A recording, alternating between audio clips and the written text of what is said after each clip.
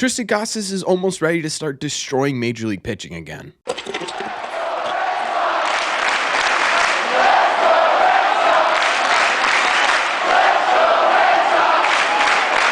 What is going on, everybody? Welcome back to Red Sea Radio. My name is Corbin, and basically since the beginning of the season, specifically April 20th, the Boston Red Sox have been without one of their biggest pieces of this team. Triston Casas has been on the IL for a while now, and that's really slowly starting to come to an end, and we are starting to see the light at the end of the tunnel. So what we are doing in today's video is we're actually talking to Triston Casas himself. We're going to be talking to him about his rehab assignment, what his mentality and focus is right now in the batter's box, and then we're going to talk about what his impact could be on this 2024 team. Thank you all very much for clicking on this one.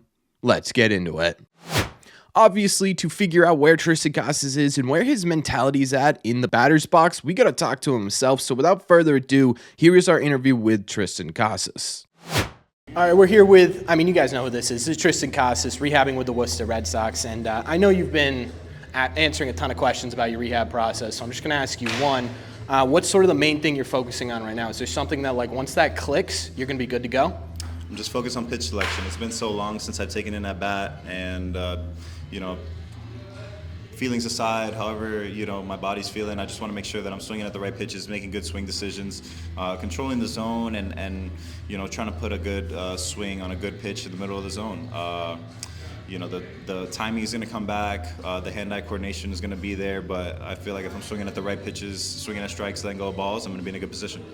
So kind of building off of that, the ABS system in AAA, obviously that worked for you earlier, and I think it was your first game out. What do you think about that? I don't like it. I like the human element, and I want the umpires to be in complete control of the game. I don't like the challenges. I don't like the robot system.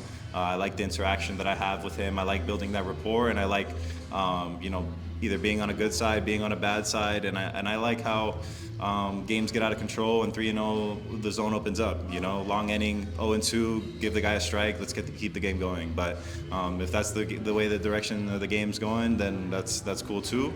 But I love the interaction that I have with the umpire. I like building relationships with them, and that human element is why everybody comes to the game. Yeah, absolutely. You're 100% correct. Going into a bit more of your hitting individually, you said when you were rehabbing that in your head you took a lot of mental at-bats. What was it? Was there a similarity when you got back into the box? Was there anything that you were like, oh man, I've been picturing this for 2 months? Or was it like, well, this is completely different from what I was picturing? Right. I feel like I've been able to visualize at any point, any time, any time of the day, anywhere. Just walk 60 feet away and visualize a pitcher out there. The eyes are such an important part of hitting.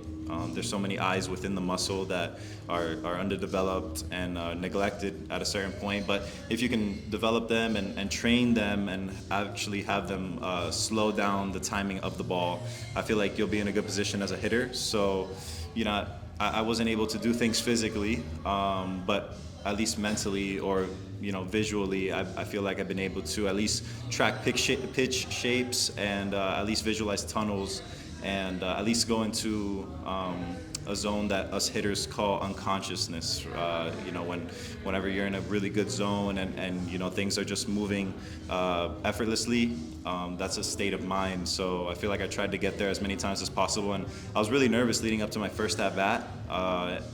Wasn't sure how I was going to feel, but as soon as my cleats hit the dirt and I looked out at the mound, everything felt normal again. Yeah, so it was like riding a bike a little bit? In a way. Yeah. I haven't made the contact I want yet, but in terms of my swing decisions, I feel like they've been good, and I feel like I've chased out of the zone minimally, and the timing's going to be there. So up to right now, and whatever 7 or 8 at bats, I really like the way that I prepared to get to this point. But still going to incorporate that in my routine going forward, just like I had been throughout this last 3 months, however long it's been. But yeah, it's been a good learning experience for me to try to incorporate that in my routines. Yeah.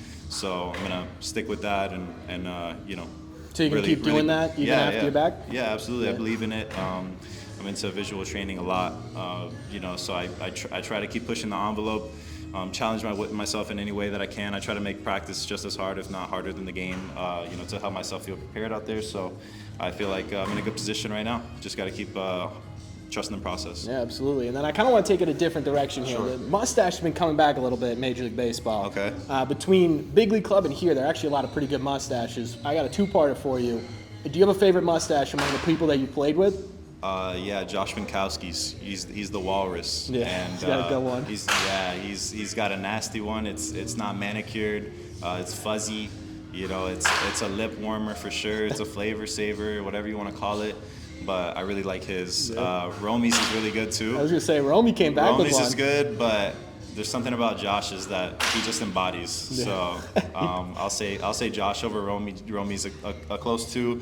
I see Isaiah Campbell's got a nasty one too, but his is a little handlebar-ish. And when Boozer gets his handlebar going, I think he's got the best facial hair, Boozer, when he's got the handlebar, but just mustache Winkowski. That's perfect. And then any thought for you when you get back up, or even here, bringing it back a little bit? Because I know you had it in the off season. Was it this year, last year? Nah, I don't think I'll bring that to the field anytime soon. This is a little long for me. I've been letting myself go here in AAA. I typically like to be clean shaven, but yeah, no facial hair for me. Just like the clean shaven. Clean look. shaven, yeah. And then just real quick, 3 rapid fire ones. Ted Williams or David Ortiz? In terms of what? Just favorite player, person you'd have as a teammate, whatever you want to do. I mean, it's hard to go against number 9. You know, It is, 521 homers. You know, I mean, best hitter in Red Sox history, in my opinion. It's hard to go against the batting average. Hard to go against the OPS and slugging. So yeah, it's totally David Ortiz is an awesome player in his own right. One of the most clutch players in Red Sox history, of course. Delivered him several World Series championships. But yeah, he did. Yeah, Ted Williams, he's the GOAT. Of course, he's got the red seat that I look at every day. So. Hey, name of the channel. All right. All right, I'll ask you. Joely, David Ortiz or Ted Williams? I mean, I'm gonna say David Ortiz, you know. It's Yeah, my, I mean, it's that's my fair. guy, That's Hall fair, of yeah. Fame, you know. Yeah, My favorite team, Red Sox, and I used to see him when I was little, and he was one of my heroes. Hang and Manny Ramirez and Pedro Martinez, you know. Oh, yeah, my of guys course. is DRT. My guys is. All right, and then just to wrap it up real quick, would you Okay. rather the best contact ability in baseball, you keep all the rest of your statistics or attributes, or the best power in baseball? I'd rather have the best contact. I love Luis Ariza's game. If I could adopt Luis Ariza's game in my body, I feel like I'd be great. Unstoppable. I feel like I'd be great. So I'm assuming you're giving me my Yeah. genetics. So Yeah. yeah, I'll take the contact ability just because I feel like I have enough power to get away with some contact going over the wall. Yeah, I think you could too. Yeah. All right, man. I appreciate it. Thank you so much. For sure. Have a good one. Before we get into the second part of this video, do me a favor, make sure you guys have hit that subscribe button if you haven't already. If you're new here, we talk Red Sox content almost every single day. Also, make sure you guys have hit the like button on this video as well. Just helps these videos out a ton. It's the best way you can let me know you're enjoying the content we are putting out. Sorry for the interruption. Thank you for taking a second and doing so. Let's get into the second part of this video.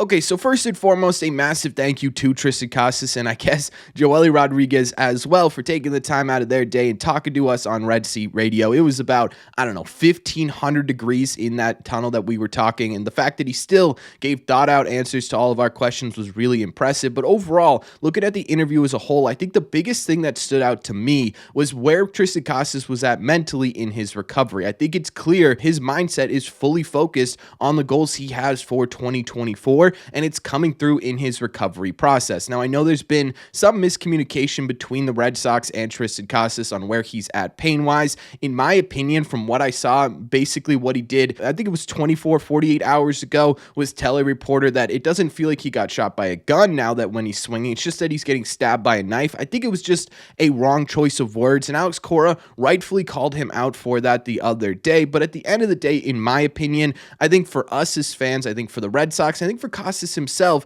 the most important thing here is getting himself healthy, getting him back onto the field, and getting him producing for this Red Sox team. And I do still think that is the common goal between all of them. I'm not too worried about that miscommunication. I think it came through in this interview. On top of that, one other thing I like to point out in this interview is just how fascinating it is to hear Triston Casas talk about hitting. It's almost like he looks at hitting as an entirely different thing than anyone else. It's almost like an extension of himself. So to hear him talk about his hitting in such a unique way, in my opinion, is a really, really fascinating conversation. I'm glad that came through in this interview because that's just who Triston Casas is. Now, in terms of the impact he could have on the Boston Red Sox, I think it's pretty obvious, right? Triston Casas, before even going down with this injury, had a slow start to the season, and even at a slow start for Triston Casas's pace, that was still a 244 average with a 344 on base percentage and a 513 slug, good for a 132 OPS plus. That makes him one of the better hitters on the Boston Red Sox.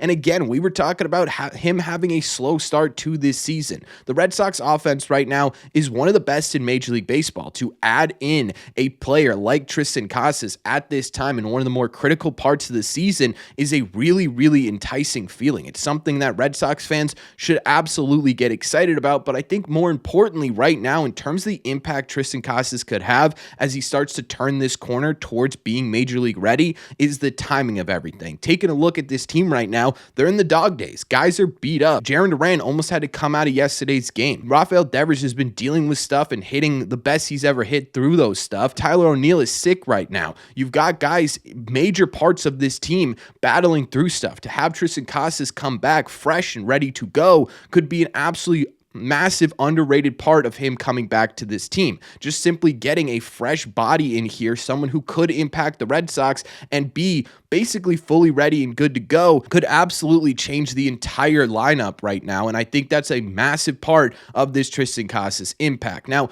obviously, we still have a little bit of a ways to go until he comes back. Right now, he's been playing basically every other day with the Worcester Red Sox between DH and first base. And there are a couple of steps that Triston Casas has to get through. He mentioned in his interview, getting that timing back, getting that pitch selection back is going to be a massive part in whether or not he's ready to get back to Major League Baseball. And he is starting to get there. Yesterday, after the interview, during the game, he roped a double off the left center field wall. It looks like his timing is slowly coming back. And once that gets back, well, it's going to be a real ramp up to getting back to Major League pitching. Right now, it sounds like the goal for Triston Casas is to travel with the Worcester Red Sox on their road trip. They're going to try and get him into 3 games at first base in a row and kind of mimic a series at the big league level to make sure that he can handle that pain-wise. And then from there, it's just simply about when he's ready to come back. Right now, it's looking like we are potentially talking about Triston Casas on the Boston Red Sox in the next 10 to 14 days. Again,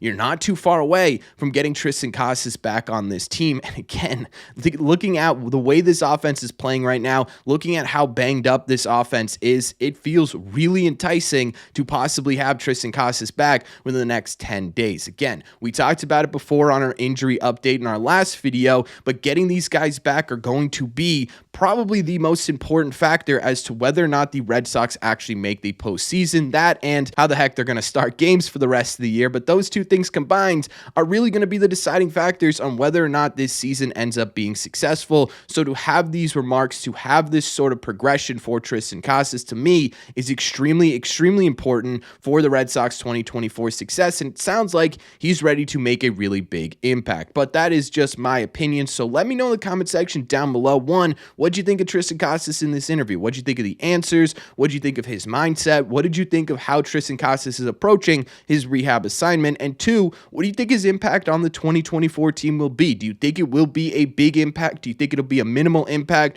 What is your thought on Triston Casas coming back to the Boston Red Sox? Let me know all your thoughts on the latest Red Sox news in the comment section down below. As always, if you made it to the end of this video, do me a favor. Make sure you guys have hit that subscribe button if you haven't already. If you're new here, we talk Red Sox content almost every single day. Also, make sure you guys have hit the like button on this video as well. Just helps these videos out a ton, and it's the best way you can let me know you're enjoying the content we are putting out. Don't forget, if you want to, you can always get these episodes in podcast form and listen instead of watch. All you got to do is head over to your favorite podcasting app and look up Red Seat Radio. Thank you all very much for clicking on this one, and I will see you in the red seats.